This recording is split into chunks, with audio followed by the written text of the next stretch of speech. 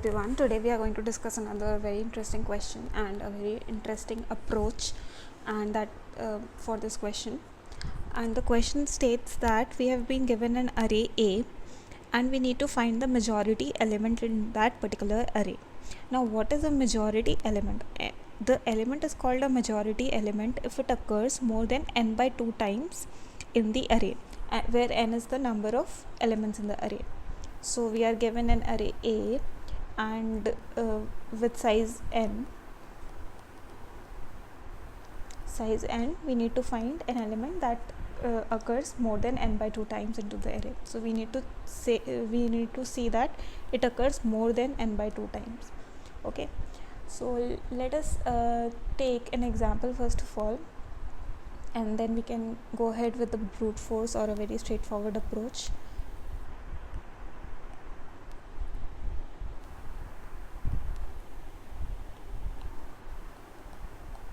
Okay, here this is the array A.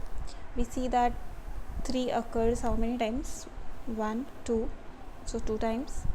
4 occurs 1, 2, 3, 4, 5 times, and similarly 2 occurs 2 times, and n for this n is equal to 9 for this particular array. Okay, and what is n by 2 here? So n by 2 is equal to 4, and any element that occurs more than 4 times is the majority element. So in this case we can see that 4 is the majority element as it occurs 5 times into our array. So let's go with a very straightforward approach first. It will consume let's see what the approach is. First of all, we will have a map or unordered map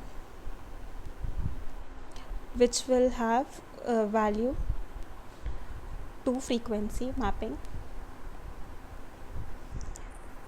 Okay, so basically this will have the space complexity is big O of n by 2 at least in the worst case, which makes it big O of n space complexity, and time will be, because we'll have to iterate over all the elements, will be big O of n.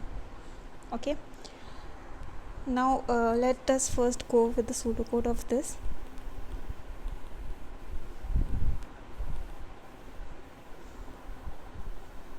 Unordered map, or let me have a better variable name. Okay, let's have unordered map A of I plus plus. Okay, and if let's just do this. Answer equal to max of answer comma unordered map of A of I, and we'll return an answer in this particular case. Okay, and in the starting we'll initialize answer to 0, and unordered map we'll have to initialize. Okay, so this is a very straightforward approach. Here we can see that the space complexity it is using is big O of n. Now, is it possible for us to at least reduce the space complexity, because you cannot adjust with the time complexity here, as we can see that in any particular case whatever we do, we will have to at least visit every element at least once. So we cannot compromise on time, that is for sure. Is there any way that we can compromise on space? And surprisingly there is a very interesting way. Let's go ahead with that particular approach. Let's see what is the previous example that I took. Right, this is my array. Now what this approach says that let's iterate from the first element and say that this is my majority element. So for example, I'll iterate from 3. I'll say that my majority element is equal to 3, and it occurred counter of majority element equal to 1. My pointer is here, my majority element is 3, counter is equal to 1. Now I'll go to the next element. I'll see that if it is equal to my majority element, I will not touch the majority element, it will be as it is. Rather, I'll increase my counter, so counter will be 2 in this particular case. Now I come to 4.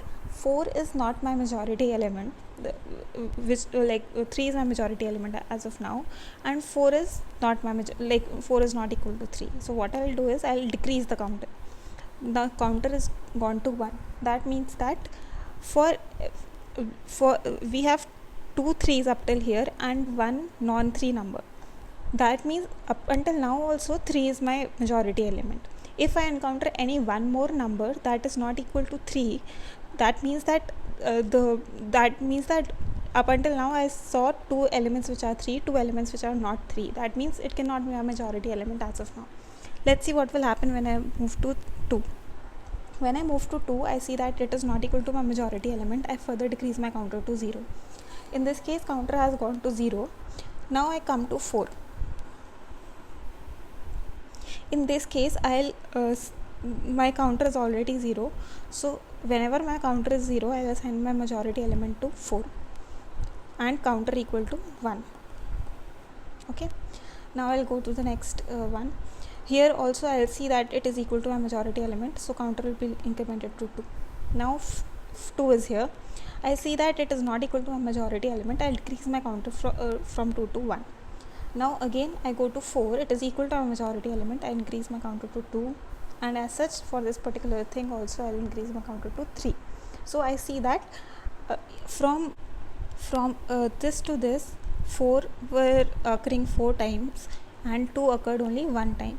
So the difference is 3, which is my current counter value.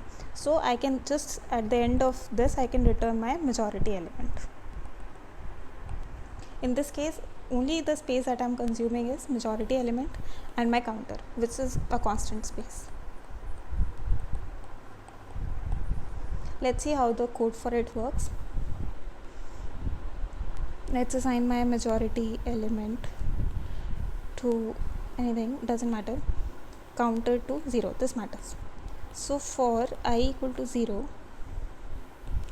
to I equal to n, what I'll have to do is, if counter equal to 0, let my majority element is equal to a of I, and after this I'll check if majority element is equal to a of I. Let me increase my counter, else decrease my counter, and at last I will return my majority element. Okay, so here some couple of observations that we saw is the counter will never be less than 0. It will at max be at minimum it can be equal to 0, and when it reaches to 0 we'll assign a new element to it. So in any case we'll have one answer to this particular question. So this is the particular approach for this question. Let me know if you have any other approaches in mind.